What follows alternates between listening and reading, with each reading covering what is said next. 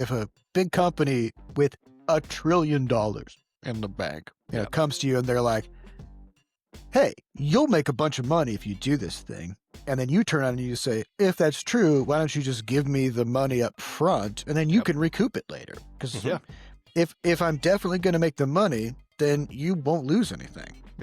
And then they just won't do it. And then they won't do it. It's like, okay, then what is this? Hey everybody, welcome to episode 546 of Coffee with Butterscotch, the weekly podcast for indie game developers. I'm Seth and I'm the games programmer. I'm Madam the Miscellaneous Programmer. I'm Sam, there it is. And we are Butterscotch Shenanigans. Today's November 6th, 2020 vibes.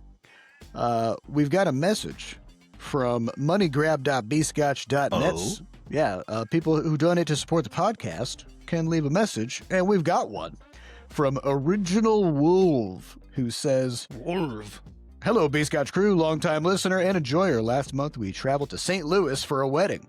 And I convinced my wife and her family to visit Clementine's on your recommendation. Oh, yeah. Surprised they loved it, and we went back a second time. Hell yeah. Love all you do. Good. Stay weird. Clementine's. Man, having moved away from St. Louis, like, it's one of the things I'm just like, oh my God, I could go for some Clementines. Yeah, it's a localized creamery, but they have the nice list and the naughty list. And the naughty list is booze flavor. I guess not flavored. There's booze in there. There's booze in here? Yeah.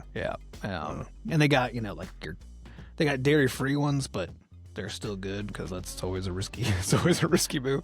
That's good. Yeah. So if you're if you're near St. Louis, go to Clementine's. If you're not from St. Louis, once the air traffic controllers are back, fly on in, grab some Clementines. Yeah. Once we have a functional government. Yeah. If so that ever happens, then we'll see in like 10 years. Or however long it takes. So I think for today's episode, we are just gonna. First we want to talk about PAX. I know we'll get into some questions. Yeah. Speaking of trying to fly places. Yeah. So last week we talked about GDC, and over the course of that conversation, we circled around a lot of the pros and cons and the costs and the benefits and the risks and all of that. But basically we kind of landed on it can be very good to go somewhere as a team and get a bunch of new ideas, step away from the work, mingle with other developers, as long as that's something that's in your budget. And of course, for GDC, you have to budget a lot. So, which was part of a conversation in last week's episode. But after having the conversation, we chatted, just afterwards. And we were like, we should do something. We want to go do something. Yeah. We haven't done something in so long. I haven't touched grass in 5 years, Yeah. Where's the grass? And we used to work in the same office. Once COVID hit, we shut down the office and we've been all working remote ever since. And that's just going to always be true because also we scattered to the four winds. So Sam is even in a different part of the country now. And so there's just something about just only interacting with everybody through a computer screen that just kind of, it makes everything feel abstracted in a weird way. Well, especially when you're making video games, which are themselves, they're invisible things unless there's a screen involved. Yeah, you're making digital products. You're doing your work on the computer. You see everybody through the computer. At a certain point, you're just like, is anything real? What is happening? And going to these events, I think it's it can be good for mental health, to just be around people who are interested in the same stuff, and you can see people playing your games in person and all of that. And so we're looking around at what our options are, and we're thinking we're going to go to PAX East. Yep. So let's talk about that. Well, we're gonna end of March is when PAX East is, and traditionally we've never been able to go to either PAX East or South by Southwest. I think is earlier in the month because we always typically would go to GDC, which is smack in the middle. And some people would do the full circuit where they'd be like, we're going to South by Southwest to demo the game. Then we're going to GDC to give some talks, talk to publishers. Then we're going to PAX East to demo again, which, brutal. Yeah. If you want to spend $20,000 in 1 month doing that's the way to do it. That's a lot. Minimum. So we've never bothered doing anything that intense before, but part of that then means we've never gotten to actually go to PAX East. So it's in Boston, which makes it a little easier on basically on my side, because then Adam Seth can fly in, we can hang out for a bit, they can see the girls, and then hop on a train, go up, or whatever. It's sort of like can do a little bit of family stuff there too, which would be fun. But basically, the plan is just to go hang out, try to be there long enough that we get kind of bored, because it's typically where the good conversations and the weirder conversations happen, at our GDCs and whatever else is. It's like day 3 or something, where you're like, I'm very tired, and I've seen too many talks, I'm full of too many ideas, or I've talked to too many people. What's happening? You just get it's like the shawarma scene from Avengers. You need to hit that level of just a bit of fatigue on the socializing side, where everybody wants to kind of just like chill and talk about stuff for a bit. Yeah. And you do, to be fair, you get there pretty fast, at least in my experience. You get there pretty fast. It takes a couple days. Like, yeah, GDC, it would always be like, we get there on day one, we're just like excited, trying to find people to talk to, but it's like it's hard to even get hold of anybody to talk to when you first arrive until like the event starts, So we'd like have all this energy trying to engage with people that would kind of just would fall flat, and then we would go attend, and then we go to like Moscone West, and then it was just it's just talking nonstop. And then by the end of the day, it's just the amount of like stuff that has gone through our brains is just so high that you're then like trying to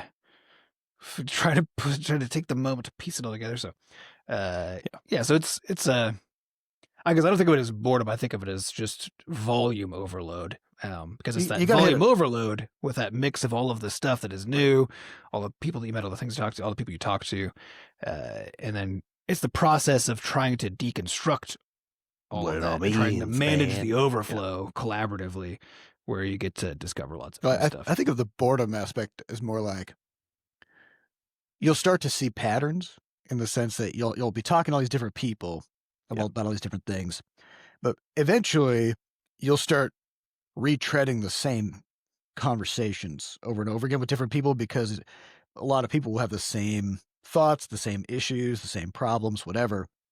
And like once you start feeling like you're in a time loop, then it's like, okay, then you can start to see through what's really going on and kind of what's going on in the industry, what the trends are. Like there was that time when we were at GDC, and there was like some mumblings about VR, 2017-ish. And then we talked to developer after developer after developer, and 2/3 of the people we talked with were, hey, I'm starting up a new indie studio. We're making a VR horror game, right?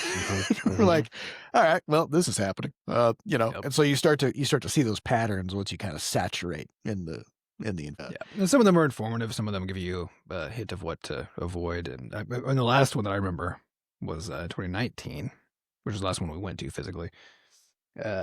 We were at there was some party of some sort, but it was like basically like mostly for mobile developers were there. And I remember talking to the people about the situation on mobile, because this was before we launched Levelhead, but a few years after we launched Crashlands 1. Back when we launched Crashlands 1 on a mobile, everybody was already saying mobile is dead for premium. Like you can't. Yeah, we were right in the middle of that slide down a cliff, Yeah, so our timing was good for Crashlands. Not as good as it could have been if it was like 2 years earlier, but still really good for Crashlands 1, and it was actually successful on mobile as a premium title. And then there we were 3 years later talking to people there, and we were talking to people who are either running or part of the mobile studios about that have like the indie hits and stuff, right? Like we were talking to people who had spent the last 5 to 10 years making really successful mobile games and doing really well. And all of them, it was like the shawarma scene. They were all just haggard-eyed, haggard, and like the strategies that they were using were so like they hated what they were doing. They just hated it, and it wasn't working very well. And they had to, and it was basically all came down to the fact that featuring was completely gone on mobile, because Google never really had it exactly, but they have at least some algorithmic kind of discovery. But Apple did. Apple had like powerful featuring for their week-long features, and they had such good curation of it. The editorial team was really good at how they picked stuff. So they're like the audience on mobile looked at it, and they treated that as like, oh, this is the Apple seal of approval. I should get this thing, right? And by 2019, that was just all gone. It was now one-day features, and insiders at Apple told us that it didn't seem like people using the App Store even looked at the front page anymore, right? And it just gotten so saturated that like they had lost the ability to actually show games to people on purpose, and so the only games that were moving units were the ones that had been for. And it's true that we found out about all this stuff just by talking to other devs at GDC and stuff like that. Yeah, so so we're going to PAX to explore and learn stuff and talk to people. We're not demoing. We probably will have how many dudes on hand with us. Yeah, I mean it'll be after Next Fest, which we're planning for how many dudes to be in the Next Fest at the end of February. So it will be right after that. It may be, we don't know when the game is launching, but that might be. It'll be right after. It might be right it'll before, be proximal to the launch. I gotta say, this fucking game is turning into something wild. I can't. Silly. I booted up last night. I had a WoW raid that ended at 10, and I was like, I'm just gonna quickly play a little bit of how many dudes, because we just added like this kind of scoreboard breakdown to the end of the match. I was like, let me just kind of see if this is working well. And I booted up, and then I accidentally played it until 11:30. It's so it's getting some legs, and I just found myself cracking up too. So like just this week we added a thing called the bean burrito, which I have to talk about. Hey, you can do a shot real quick. So how many dudes? It's like you build up this roster of dudes in your dude ranch, different types of dudes. There's all kinds of dudes. We got like samurai dudes and medic dudes and zombie dudes and necro dudes, and of course regular dudes. And each of these dudes like does different things. And we have this relics system, which are just like these items that you get that just do stuff. Sometimes they just like make dudes stronger or faster or hit harder or tougher. Other relics will augment certain things that dudes do, and other relics just like straight up add new effects to the game. So one of the relics that we added this week was the bean burrito, which is whenever a dude gets knocked out, he just blasts ass. Okay, he just lets off a massive fart, and it deals massive AoE damage to everybody around the impact. So when dudes get knocked out, they get flung. So in the game, it's like you see these dudes just like flip through the air, and then they just face plant, and then just like a cloud of green gas kind of shoots out of them.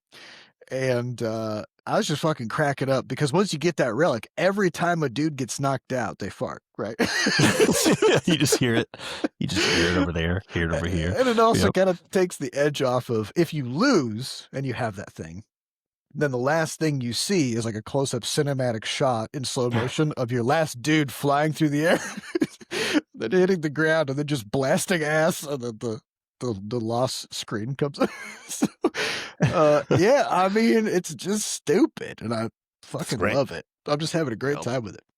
Yeah, it's really coming along. I think part of the idea with going to PAX around that time too is because we'll be able to show people, maybe people have been playing it. It's a lot more fun to go to one of these things when you've already put something out, or when you're on the precipice of doing so, or right after in particular.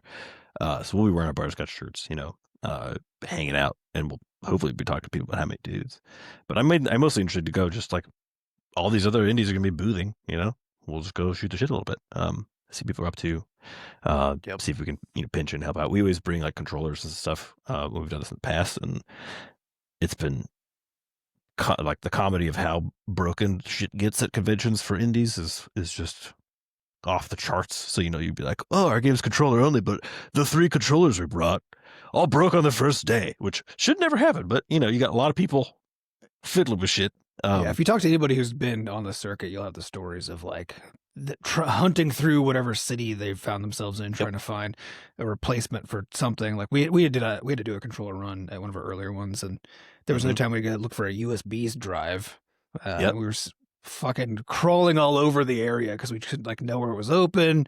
And then there was at a weird also time in history where like USB drives were kind of like, everyone was like, everything's digital now. And they kind of like forgot about the fact that you still got to move shit around, that digital stuff. It was a weird time. But you had these moments that people have to, like, everyone's had those things where they've had to fight with something. And if you can help somebody out, that's a good time. It's a good time. It's a good So we'll have more to say about it as PAX approaches, and then of course once we go, we'll have a lot to say about it.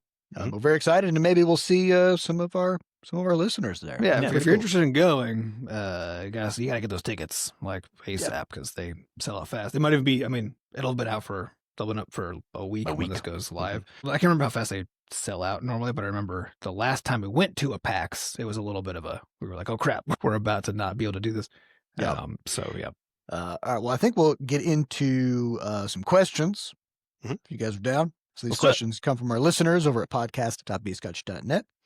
And before we go any further, I want to just give a quick shout out. Let's get some like and subscribe on this video. We transitioned over to a new channel on YouTube. And of course, the old channel has 15,000 subscribers and the new one doesn't.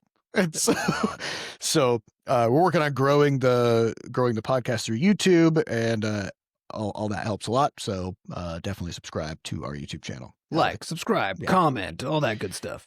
The Coffee with Butterscotch channel specifically. Yeah. All right, let's get into some questions.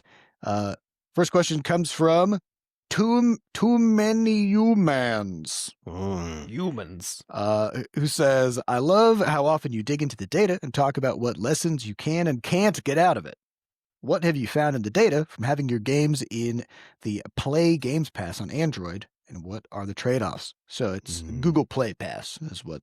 Google Play Pass. I will say, I think the thing we were most worried about when Play Pass first, we talked to the Play Pass team about original Crashlands back when they were getting ready to release this thing, because they wanted us to put Crashlands 1 in it. And we said, no. And they said, but we're Google, though. You should do it. And we were like, will you give us some money to do it? And they were like, no. So then we just didn't for a while. And that was something we did a little bit later. Our big worry was that we had a premium title, which is already impossible to sell on mobile. And the amount of money you make per person from a subscription service is like a penny. It's nothing, right? And so we were like, are people just going to, if they have the option of paying $5 a month for 100 games that now each get a penny, right? Versus going and buying the game outright, are they just going to go with the route that gives us no money? So is it basically going to be a cannibalized sale situation, right? And that was what we thought would happen. That's what we were worried about. And we knew it wouldn't be like fully, but we thought the question was, would it make up the difference of how many sales it took away, right? Google insisted, based on their research and the games they'd already experimented with and put in the system, that there's no measurable cannibalization. But then again, we were like, why should we believe that that's true? And again, it's the trust us, we're the big company thing. We didn't, but and there's always that suspicion of, if a big company with $1 trillion in the bank, comes to you and they're like, hey, you'll make a bunch of money if you do this thing. And then you turn on and you say, if that's true, why don't you just give me the money up front and then you can recoup it later? Because if I'm definitely going to make the money, then you won't lose anything. And then they just won't do it. And then they won't do it. It's like, okay, then what is this? So we were, I think we were rightly suspicious at the beginning, but it has turned out ever since we've been now in Play Pass with Levelhead, with Crashlands 1, and then Crashlands 2, we launched a Play Pass, 2-3 months after launch? Yeah, in August, I think. In August. And we've seen the same thing in all cases, which is that there's no evidence that we can see in our own data of cannibalization. So if it's happening, it's at a low enough rate that it's no big deal. And which makes it that what Google told us seems to be true, which is that there are just different kinds of purchasers sort of like on the stores, and your subscriber purchases don't go buy stuff. They subscribe. They get stuff that's within Google Play Pass, and they don't go buy other things, right? And that seems to be true. That seems to be it seems to feel true. Yeah, so in the context of like earlier, we're talking about, we were at GDC in the late 2010s, and hearing some of these rumblings on the mobile side, even after our successful launch of Crashlands as a premium game then, but hearing these rumblings coming up to 2020 and people being like, this is not going, we can't figure out how to make money anymore just selling a game bit by bit. And then you have all these subscription services, Apple Arcade, Play Pass, pop up. And largely what we've seen, and this is some behind the scenes stuff studio wise for us, is that, when we were projecting out revenue for Crashlands 2, we knew that mobile's in a very different state we were not like blindly optimistic to where the total revenue could possibly be for Crashlands 2 at launch, given that premium games just have a very hard time selling on mobile now. But, we lined all of our stuff up and we did our projected forecasts, and we took like basically as pessimistic as a view as we thought was kind of possible, frankly. Given we were like, what if we did half as well on mobile this time around? No, Even though it's a sequel. We did like a fifth or something like that. I think it was 20% was We our basically bottom. flipped it, where we were like, what if the ratio of money, because previously we launched Crashlands 1 on Steam and iOS and Android, same as Crashlands 2, and there's like a balance of how much money we made from PC versus how much money we made from mobile. And it was mostly mobile. Well, 2/3, basically a third per platform, which is it was kind of it was basically so, equal. so it's like between the two platforms, it was of mobile, it was 2/3, right? Mhm. And we're like, what if it's probably flipped now, right? Where it's like 2/3 of our money will come from PC, and then maybe a third will come from mobile. But let's just be more pessimistic and push that down even more. And yet it was not low enough. So yeah, the mobile sales were just frankly just not good. Just not good at all. Like they were 10% of what Crashlands 1 did at launch, which is again, it's a extremely polished sequel to a beloved title on mobile that both platforms had propped up repeatedly throughout the years, right? And it could only do a tenth as well as the original. And on top of that, I mean, like, again, we're looking at the data, and like the gameplay is literally like twice as sticky as the original game. So we're not just saying the metrics are better, the reviews are better. Exactly. It is better by various metrics. It would be anywhere from 1.5 to 5 times better, right? Depending on kind of which part of the puzzle you're looking at. And we did get featuring from a lot of these indies. Featuring, I'll put in quotes, because comparatively to what was happening in the 2010s. We didn't get a week of front page featuring. That every single person opens up their phone and that's the first thing they see. Right. And so it was just like it was so much lower than expected. But and that's where the subscription services come in, because the reality is that since putting Crashlands 2 into Play Pass in August, that's actually the primary source of revenue on mobile. Period. Right. That tripled our Google revenue. Yeah. So I think Play Pass is par with our Steam revenue. I think right in the tail. It may have, yeah. I think Google Play, because of Play Pass, is now comparable to how we're doing on Steam. And so, like I said, so the launch was worse, but the tail with Play Pass is now actually pretty good, and I think better than Crashlands 1's tail, probably. Yeah. So we found is, I think, ultimately then it's well worth it to get into Google Play Pass if you can. The other concern is, will it affect review scores? Because we've always said, and this has generally been true, is if people get something for free, their attitude towards it changes, or rather, you get a different set of people coming in, right? Is if somebody has to pay for something, they will be discerning up front about whether they think they will like it before they pay for it. If something is free, biasing towards positive reviews by putting a paid wall in front of it. Once something is free, you'll get people who are on the fence about whether they'll like it, and they'll try it to see if they like it, which is a different thing. And that'll tend to pull your review scores down. Oddly, going into Play Pass for Crashlands 2 has not affected the review scores at all. It's still, I think there may have been like a 1/10 of a point dip, maybe. It's still like 4.85 it's nothing, or something like that, stars, which is crazy good. And so, I mean, so far we haven't seen any downsides. There is, then on the flip side, there's the Apple Arcade question of like, have we seen the same thing for Apple Arcade? So Apple Arcade is kind of a different case, because you can't just like take the same game and just be like, make it available on Apple Arcade. It's actually a completely different SKU basically in the background. You make a whole separate game, because they'll have different requirements for like what's allowed in terms of online connectivity or content or whatever. Yeah, it's more akin to like an actual port in some ways than something. Play Pass is just like flipping a switch. It's just the same game, whatever. Who cares? There's like a little bit of the same integration. Game, same store entry and so on. It's just that somebody who's a subscriber just sees a I can just have this button, and they can just have which it. has the downside of like, because games leave these subscription services, and because like in Apple Arcade, it's a completely separate version of the game that's a standalone thing. Then once it's no longer in there, you won't. Yeah, it's gone.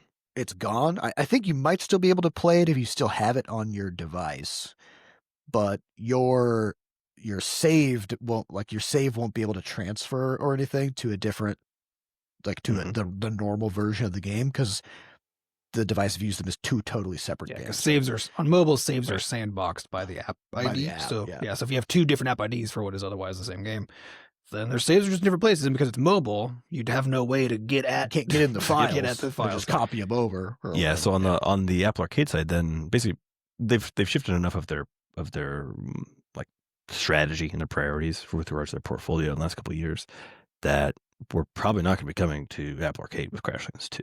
It doesn't fit. It no longer fits what they're trying to do with it, is the short of it. Which is a bummer, because that was something we were looking forward to, actually, post basically waiting a year or so and then having a conversation, getting that all set up for them. Largely because of the lack of revenue on that side too. Would be like, it'd be nice if we could get into the thing that actually produces some revenue on the iOS side. Doesn't look like it's in the cards. So, things have changed a bit since the original Crashlands managed to get in there, with how their programming works and stuff. And like this is one of those things that just keeps, I don't know, it doesn't really keep me. It's like it keeps me up at night in a way, because it's like, every platform just, again, there's these random giant entities, and you have to kind of like work your way around whatever they've decided to be prioritizing at a given time. And every so often you get one of these where it's like, well, that significantly will impact our revenue, next year, just not having that available. But at the same time, it lets us plan for the future a little better, knowing that like probably can't do it unless we have a specific deal going in with them kind of ahead of time, it probably won't be in the cards for us. So changes some plans for us with how many dudes, At the end of the day, like, because it's a port, going into Apple Arcade isn't necessarily different from like coming to PlayStation or something. Yeah, you got to do a bit of work, but it's a lot less work than going to a whole new platform. But there's still like a lot of conversations that have to happen, and a lot of like screening and it's not trivial, definitely. Yes. So it's oddly not that far off, to just like coming to a new platform, especially since we already have controller support and all that stuff. Then like it should be fine. But yeah, so ultimately, Google Play Pass, great. We haven't done Xbox Game Pass for a while. Yeah, we did it for Levelhead, and we've been in talks with them ever since about Crashlands 2, trying to see that as an option, and that has been like every 6 months that what's going on for Xbox Game Pass is just like it's the same. It's just turmoil. Yeah, so people keep getting laid off over there, and then it's like a revolving door of contacts, and it's pretty wild. Well, I think in the AAA space, or just the big entity space, whether it's Apple or these, like everyone right now is really all in on just like they're all in on the big stuff, right? So there's like a phase where people are like, oh, we need more indie stuff to kind of diversify what's going on in our portfolio, or we need more stuff so that we can get it kind of cheaper, right?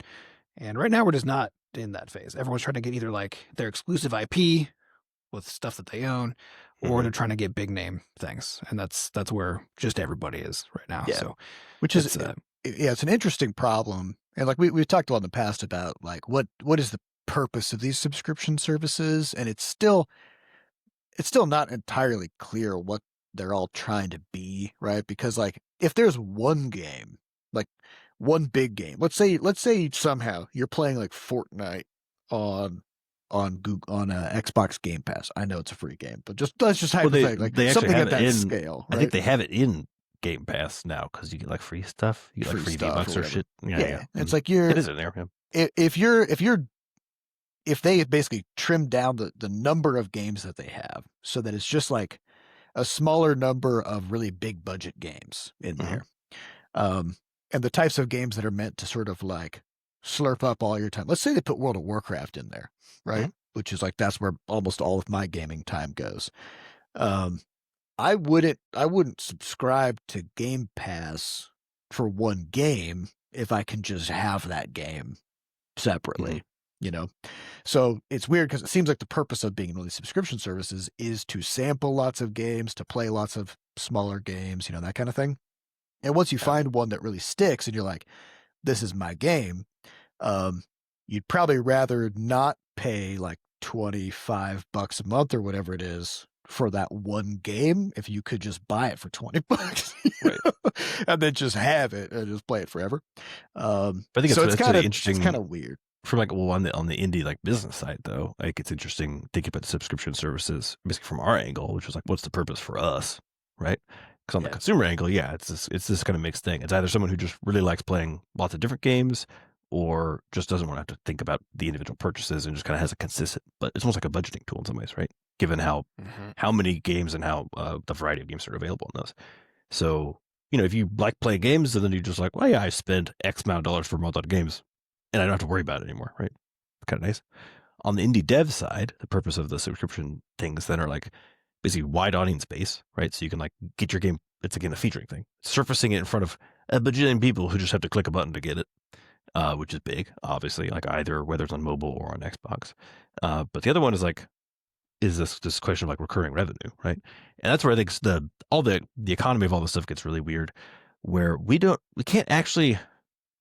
It's not like we get to audit Microsoft or Google and be like, okay, you said we get money based on X, right? How are you actually calculating that? And get to see. It's a straight up black box. They just go, trust us. Here's how much money we're giving you. And we got to be like, okay. But even outside of that, even if we actually assume, I think to like kind of the point that both of you guys are kind of making, which is that what the services claim to be for is like, hey, it's a good deal, a whole bunch of games, you can try a lot of stuff, whatever, right? But what all of the platforms are optimizing for is the games is individual games that suck all of your time away, right? Yes. Because they're all trying to find because what the platform's trying to do is find a game that causes you to continue subscribing month after month after month. And they're all worried that if they don't have individual games like a Fortnite, right, that you just would keep coming back to forever, that at some point you'll be like, well, I'm kind of just tired of trying new things, I guess. So time to stop subscribing, whatever. So they're all optimizing for that. So their things are kind of just at cross purposes here, right? And there's a fragility in that. Like this happens with Twitch streamers who play one game. They become popular off that one game. And then as that game's popularity declines, so does the popularity of the streamer. Right. There's no way to pivot out of it. Right? Yeah. And so they're trying to diversify, so the way they're trying to diversify then is like, what if we have a whole bunch of games, each one of which really sucks up people's time, so that if we could just get a handful of these, that at any given moment, it's unlikely that we lose one and people are gone, right? And so their payout systems then also are designed to incentivize that from a design standpoint. So, which again is not what you as a gamer, that's not what you're looking for specifically. You're looking for, if you care about games, love to play games, want to try a bunch of games, then what you want is a diverse array of compelling, interesting gameplay experiences, right? That are fun in the moment, but you're not looking specifically for something that you can play for the rest of time. But what the platforms are optimizing for when they're getting their contracts with developers and when they're doing their payouts is how much time are you soaking up, right? So even if we could trust what the payouts are, which I think probably more, well, I guess, but it doesn't matter because like the way that they're paying you isn't based on like the kind of game you want to make. Yeah, I think that's what it comes down to. Is like, I think we can trust that they are paying us according to whatever the equation is that they put together, like according to accuracy with regards to that. But the fact is that they get to decide how that equation is put together. Yeah, and they could change it at any moment. And they do. That's important. Yeah. And so I think one of the other things that we've seen current trends wise is basically that the games that do really well in the subscription services and also that the subscription services want to get are no longer, it's not like a couple of years ago, right? At the early days of Apple Arcade, the beginning of Netflix games, even like a lot of the early Game Pass stuff, where they're just picking up like just cool shit, just straight up, like just cool games, right? Just a weird new stuff that people haven't seen before, whatever else. It's like things have been trending steadily, portfolio wise, toward very particular games that work really well given that particular audience subset, which typically is almost like free to play adjacent stuff. It's like more casual things, or games that, to Adam's point, like just last a very long time, multiplayer stuff, It's no longer just like, Big we have this IPs. strange RPG that we made that everyone's like, oh, it's so cool. It'll only be 10 hours, but that doesn't matter, you know? No. Like, that matters now. You won't be able to sell that to an arcade or a Game Pass anymore. I feel like the irony of this is it's like one of the most popular games on Apple Arcade is Sneaky Sasquatch. Yeah. So popular that Apple acquired Rack 7, the makers of Sneaky Sasquatch. The only game studio that they've ever acquired. Sneaky Sasquatch does not meet any of Apple Arcade's new ideas about like the types of games that they want. You mean in terms of like if you're setting a pitch document? Yeah, Basically? But like the if you were type to- they want first is something that's already really successful because every platform. Right, but it became successful through Apple Arcade. You know what I mean? And this is the blind spot that all of them have, which is that you basically oftentimes it just takes one game to open the like viability of a genre, right? The genre didn't exist quite It's before. not viable until it suddenly is. Yes. So you have stuff You like all the recent trend with all the friends flop stuff, and it's like the technology has been there for a very long time to make those make games. small co-op games that are goofy and Yeah, fun. there's nothing like new or weird about that, like mechanically. But you see a couple games do it suddenly and like start having an impact with the broader ecosystem where they're now tying in really well with Twitch streamers, with the YouTube shorts, all this stuff, where they just like they work in a particular way in the current context much better than other things. And then you see people starting to like chase those trends. But if you try to pitch like Lethal Company, you know, before Lethal Company, basically, it's just like really fucking hard to do because people are like, I don't get it. I haven't seen something successful. The pitch sounds generic, right? Yeah, or dumb, where you're like, what is this? What is this? All right, you know. And the same thing as we know with Baldur's Gate, when Xbox had some of its data leaked about like their internal notes about games, and they like called it a second-rate Stadia CRPG. They're just like nobody's gonna. Yeah, they passed. Which is on it. again, and we talk about this a lot, right? Is that nobody is able to pick winners. Nobody can do it. No one's been able to. Especially no one's figured it business out. people can't. Especially pick business Yes. because all they can do is point at what give is- us your numbers and what's already point at successful. what is not even has been successful in the past, but what is currently successful right now. Yeah. Right. Yeah. Like in the past year, what has done well, and that's what the business people really hone in on, and anything that falls outside of that, just gets thrown to the wayside, and then they get blindsided by some Every new time. thing that comes up every single time because it's new, and like people don't want to just keep like gamers don't want to keep replaying the same exact types of game over and over and over again. Things come in cycles, you know. Like there was a time in the like mid 2000s to early 2010s where people played a lot of RTS games. Like RTSs were everywhere, and there were some fucking sick ones. And then suddenly, everybody moved on. And they still exist. They still have fans, but it's not like part of the. But it might come back, you know, because like if you make a great RTS and you pitch it to anybody, they're gonna be like, it's RTS. It's too small of a niche. Right? Yep. That doesn't mean anything because it might actually have something that feels new and exciting that actually like makes it go, you know, in a way that hasn't happened before, because this just happens every single time. There's some new game that just it's like you're saying, Sam, the technology has always been there. The style of game maybe has always been there. And somebody pulls it together in a really cool new way. And then now all the business people show up after the fact and they're like, we need more of this. Right? Yep. And then those games get funded. But then by that point, the trend is already done. And then it's on to the next thing, you know? Right. So anyways, it's crazy out there. Let's go to the next question. Let's go. Which comes from Get Dang Buckaboot. Who says, you guys have been saying for ages that the next game has got to use the game changer in some capacity to make it worth it. So, does how many dudes use the game changer? So here's the thing. No, it doesn't. But the question of for the game changer to be worth it, I think it was all right. So what was changed was maybe we were changed. You know, maybe the change was inside of us. So let's talk about the game changer all along. What is it? What is it for? What problems does it solve? So at a high level, the idea was in the past, everything in our games was done through code. So in Levelhead, when we have all these items in the editor, each one of those items, so whether it's an enemy or a spike or a spinny platform or whatever, the information about that item and how it works was all just living in the code. It was just written up in code, which meant that if Sam wanted to come in and be like, I'm going to add a new type of thing, I'm going to add a new hazard to the game, he would have to figure out where in the code to do that and then program it up somehow, right? And then integrate that into the code base, which is very risky. And it's if you only have one programmer and that's how everything goes into the game, then that programmer is a bottleneck.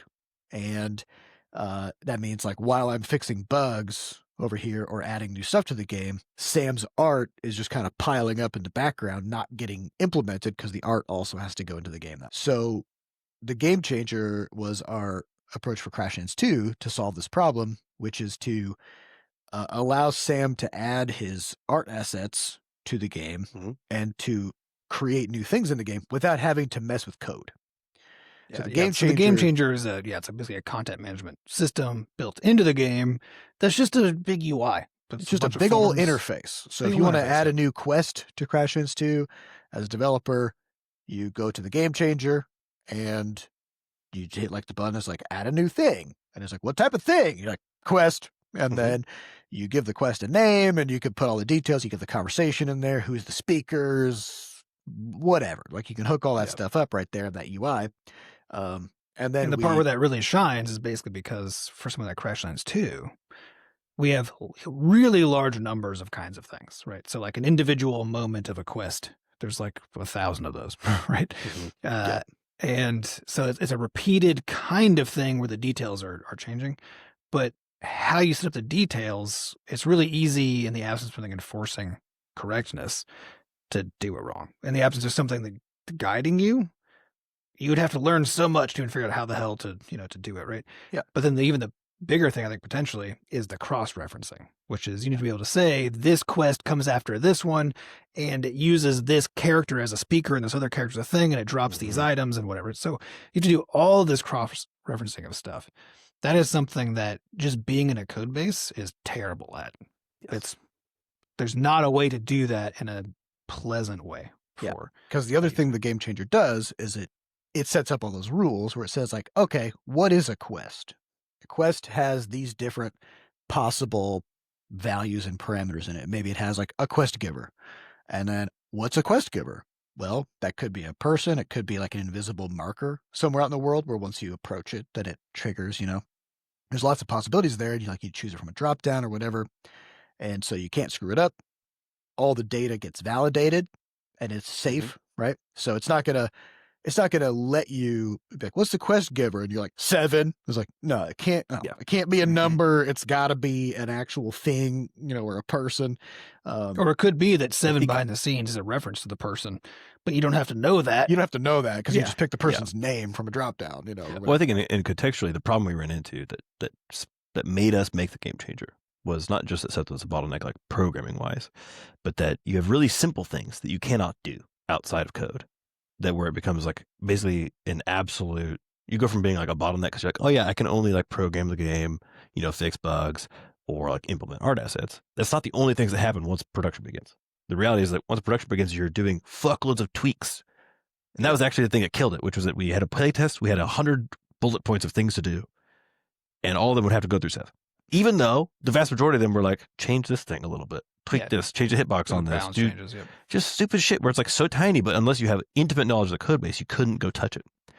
And so I think the reality is like if you're making a game that has a tremendous amount of integration, right, and is not like systemically oriented, where a lot of the whole point with Crashlands 2 is that so much content was just unique, like everything was just kind of weird, right, compared to baseline, means that you need some way to allow someone to touch that, to make changes to that doesn't require like programming knowledge to go do, because you're going to have a lot of those changes and a lot of integration to do.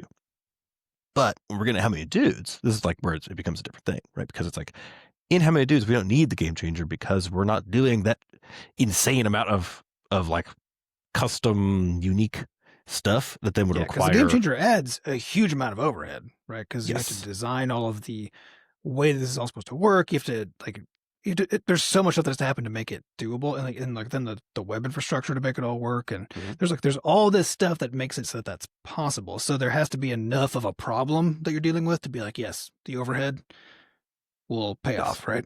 Yeah, and what I would actually, just to kind of reframe that a little bit, I would say that the game changer is really good for creating large volumes of the same type of thing. Yeah. So if you have 500 different components like we do in Crashlands 2, like all these different like loot drops and stuff, where they're mostly the same, right? It's like, or if we have like, it's like, oh, we have like 12 different daggers and 12 different fist weapons, and we, then doing a lot of that kind of like repeat work where it's like changing the visuals of a thing, changing the description of a thing, but then like it's still hooking into the same background kind of system. Game Changer was really great for that. For How Many Dudes, it actually has a different problem, which is it's a large volume of completely different things, right? So like every dude in How Many Dudes is different. So we have like Franken dudes, which are like Frankenstein monster type of dudes. And like they've just got this special ability called borrow organs, where for every one of your dudes that is unconscious, the Franken dude gets more powerful.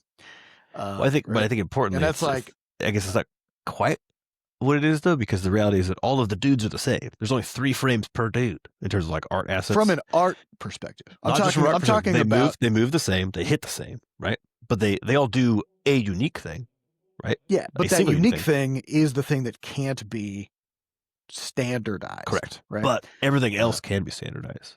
Yeah, and that's kind of what I get at, which is like the difference is. Yeah, because Crashlands 2 is the same, right? It's like there's a bunch of stuff that's standardized, but then there's also one-off stuff that all has to be pulled into But in the case of like Crashlands 2, if you're talking about like a creature, each creature moves differently. Just period. Like they all just move differently. They all attack differently. They all need different timings for their attacks. Let alone before you even got into like what the attack was. The way their sound effects hook into those attacks completely different. Particle effects hook into those attacks completely. Everything was. It's like you had very essentially like a really shallow base of shared truths among all the things in something like Crashlands 2. I guess the most complicated thing is Crashlands 2. And then you had basically you need a lot of capability to add variety in terms of like how exactly they did a thing, right? Yeah. Versus in How Many Dudes, it's like there's actually most of the stuff is shared, like most of that when they do their sound effects, how exactly they operate when they die, like all that's just the same, just period. And then we save all of the juice for this one piece, which is the custom piece, right? Which is like what makes the difference is this one thing, and we don't try to express that in everywhere else. Versus in Crashlands 2, it's so bespoke, right? Yeah, it's so bespoke that because we still could just look at it with Crashlands 2, because like these are all just sliding scale stuff, right? It's like how the same is it, how the different is it, whatever. All this is ultimately like we could do Game Changer in How Many Dudes. Right. It's totally doable. It's not the problem, right? It's that, as Sam was saying, because there's a lot of fixed stuff, you don't really gain a lot of advantage from doing it for that part, because it's like that's all the same. Sam doesn't be in there like twiddling the knobs for those things really easily, so they can sit in the code and and that's fine, right? And so the stuff that's left at the moment, anyway, is all so bespoke that there's not a way to like abstract it so that you can be like, oh, now we can. And that was the challenge of Crashlands 2 is we had to first build stuff to figure out what the ranges of kinds of things were, to figure out how to abstract it so that the stuff that seems extremely different and individual was representable in this like abstract editor, right?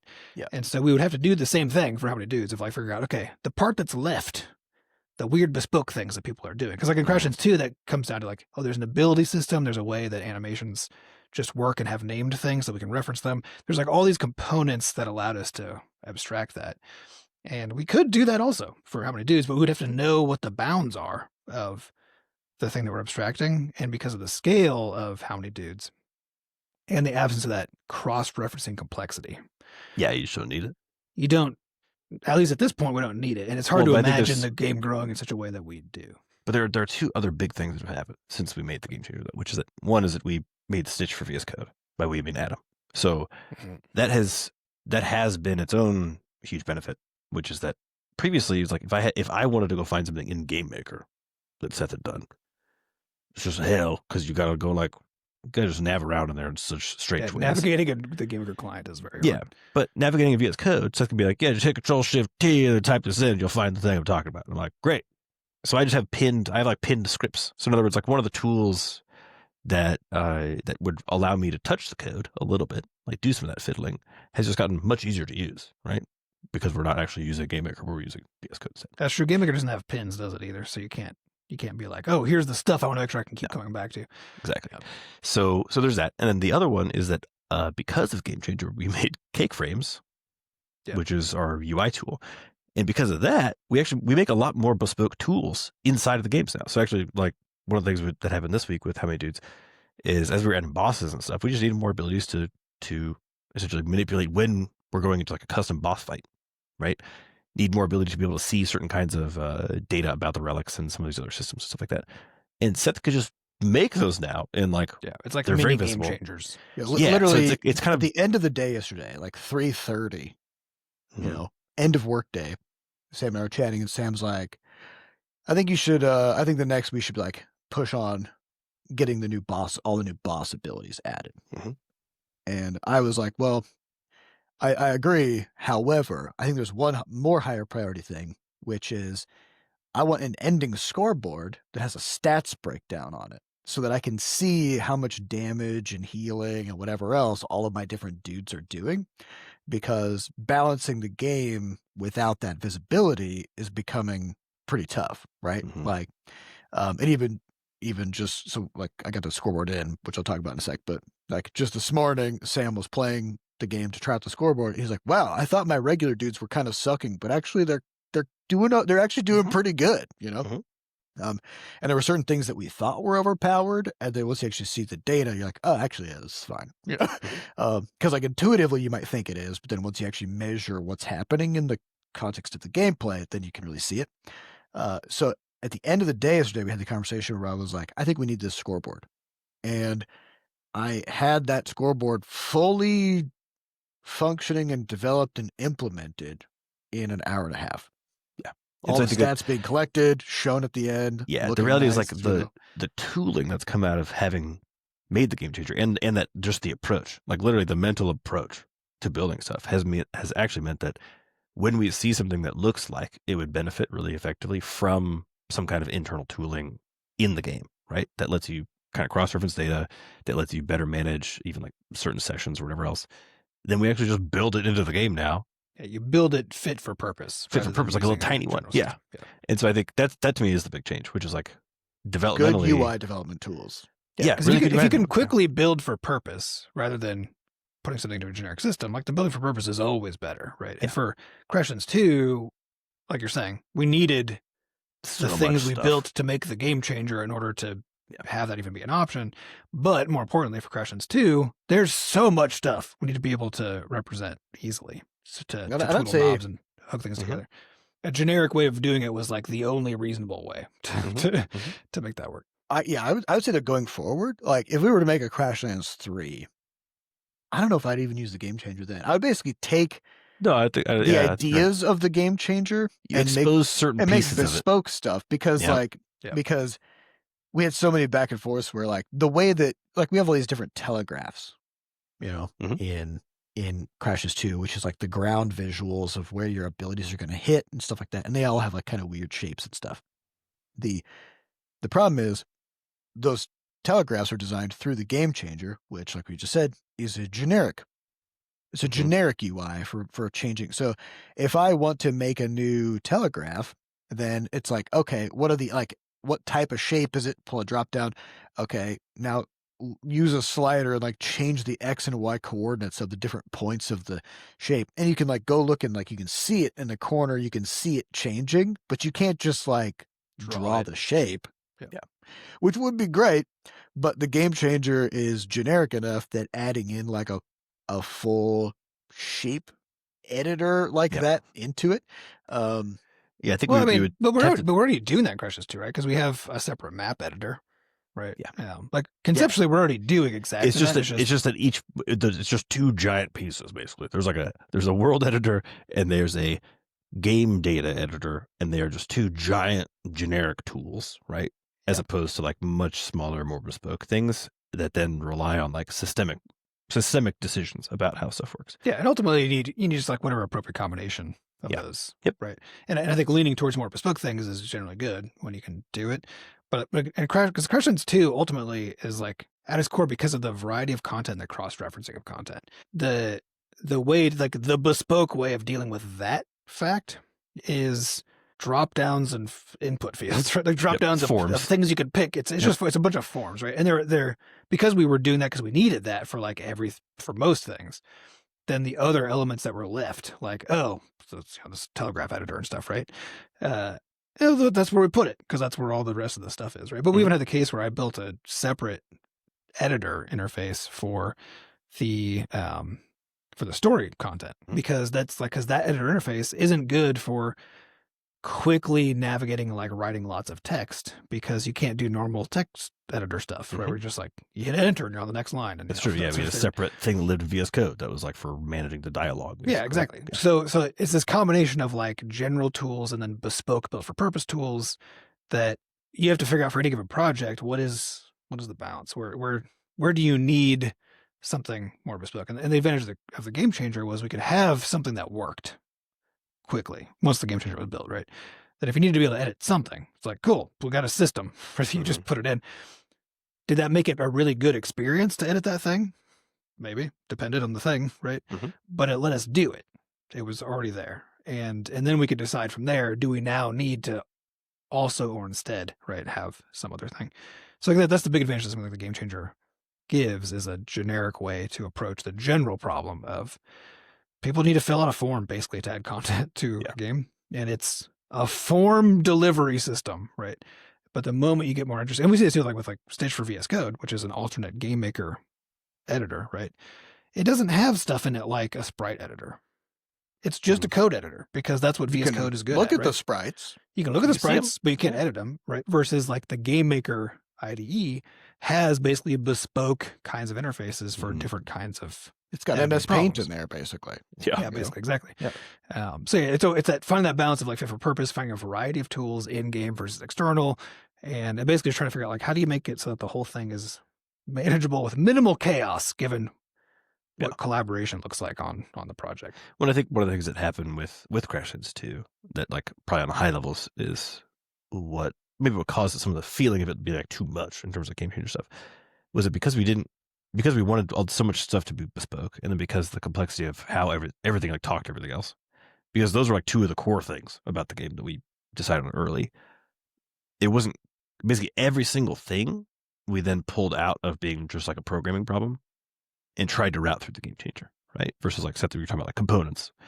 It's like the components, they have different drop rates and stuff, but like, they're not complicated. They're just like their own thing, but we put them in there too because we got to be able to manage them alongside everything else. And so there's basically nothing that was just in the code, on Crashlands 2 content wise. Yeah, and at the end of the day, like when you're solving so many problems generically through a generic system that tries to standardize lots of things, then I think it also becomes kind of difficult to think outside the box a little bit, because like you always have this path of least resistance of like, well, here are the options that are already available through these different drop downs and checkboxes and stuff. What can I do? What can I add to the game that just kind of like already respects just what these checkboxes allow, right? But then whenever we were like adding new creatures or whatever to Crashlands 2, every time we added a new creature, we were like, what should this creature do that's interesting? And then wherever we landed, the game changer couldn't do. And so then it was like, expand it, right? It's like a day of like updating the data set in the game changer and then the creature code so that like whatever the new data fields we expose can be interpreted by the game. And it was cool because that was reusable going forward. So for example, the Pew Pupa creature in Crashlands 2, it is the first creature you come across that does a channeled volley of repeated attacks where it like goes like pew, pew, pew, pew, pew, and it shoots out like 10 spines that explode on the ground. Nothing had done that up to that. Once we had it, we were able to reuse that for boss drop it in. fights. Yep. We were able to reuse that for the Hank, because now it's like a new checkbox type of a thing, like in a game changer, a new channeled ability, and it shoots projectiles and whatever. Yeah, that's ultimately the benefit, right? Because the alternative would have been that, oh, yeah, there's a new thing. So you go bang that out in code, and now that's where that is. that's where that now. is. Yeah. And if you want to do it again, it. then maybe like I can go back and so the thing is, like, code is also reusable in the sense that if I did that, The in code isn't reusable by non-programmers. So, exactly. Yeah. yeah. And so that's where the game changer was kind of for scalability for non-programmers to be able to bring in, because we had Sam and Ann working on art and we had Jen working on story. And then I was also using the game changer to like add mechanics and abilities and stuff like that. So basically we had like 4 people adding stuff to the game through the game changer.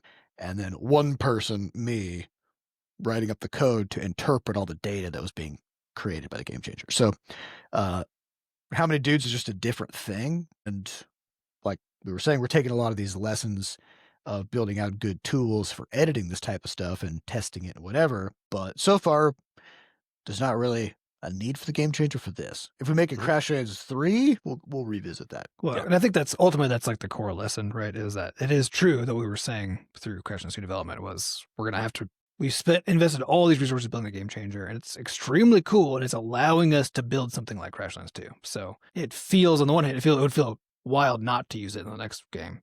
And we put so much effort into it. So it feels like we should, get that to pay off more. But the reality is, once we finished Crashlands 2, we were so fucking tired of building something like Crashlands 2, right? Yeah. We were so tired of building something that needed something like the game changer in order to be built. But I think it's true, though. If you look post-launch, though, too, is it the amount of content we were able to shove in, I mean, our 3 updates we did in like 4 or 5 months. Yeah. Right? A tremendous amount of content, an insane amount of content, frankly, like outpacing. I haven't seen another game who has put out that much stuff directly, just like straight into a game like a fire hose post-launch in that short of a window. Just I have not seen it, unless they had like a giant, and this is like Fortnite, remember, it's like a live ops thing, and that's because the game changer existed, right? So, it's just like the reality is that it makes certain kinds of things go really fast once it's all established, but like establishing all that is just takes a long fucking time. And you just don't need it for a lot of things, or you need little pieces of it. So I think, like I said, I think we changed, in here. Game changer changed us all along. Yeah. Yeah. So I don't know. If you want to make something like that yourself, it's very hard to do. And it probably only makes sense for a much larger project and a larger team that requires lots of people inputting stuff, Because on How Many Dudes, it's just artist, programmer, just fucking go to town. That's the whole thing. And you could do stuff simpler with more bespoke things. We've done that in the past too. Original Crashlands had a story editor, where we built all the campaign and stuff, right? And that was just like a weird ass web service that I built that just in the browser. Just in a browser. And so we would basically go to the browser, you would like log in, we had different kinds of stories so we could have multiple stories, right, that we could build.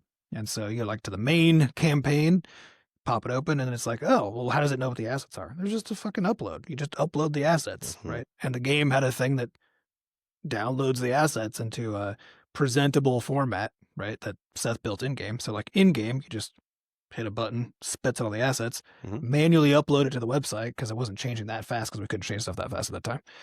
And then you just go in and, you're using just a web editor because at that time we were like, a web editor, the web is really good at building UIs. That's its whole purpose. Yeah. So, honestly, I mean, this is what the game changer did also. Yeah, just within Game Maker. Yeah, the game changer had to slurp up all the sprites and sound files and everything else that like live in the project in the same way we had to upload it to the website, it's the same. The point being that like you could just, like the thing doesn't have to be built in. You can use whatever makes the most sense for the problem. It's all degrees along the spectrum, right? Yeah. Yeah. So great question. Thanks for asking. And that's all the time we have for this week's episode. We'd like to thank our producers, Fat Bard and Sampa Acosta, for putting the podcast together. And thanks to our community moderators who keep our Discord running. To get more involved in the Butterscotch community, just go to podcast.bscotch.net, where we have links to the Discord, a way for you to donate to support the podcast, and links to the archives. And if you haven't yet, as I mentioned, like and subscribe. We'd appreciate it. And also head over to Steam, Google Play, and the App Store and pick up copies of our games. We got Crashlands 2, Crashlands, Levelhead, and a bunch of other stuff too. So thank you very much. Thank you all for listening, and we'll see you next week. Bye. Goodbye. Bye.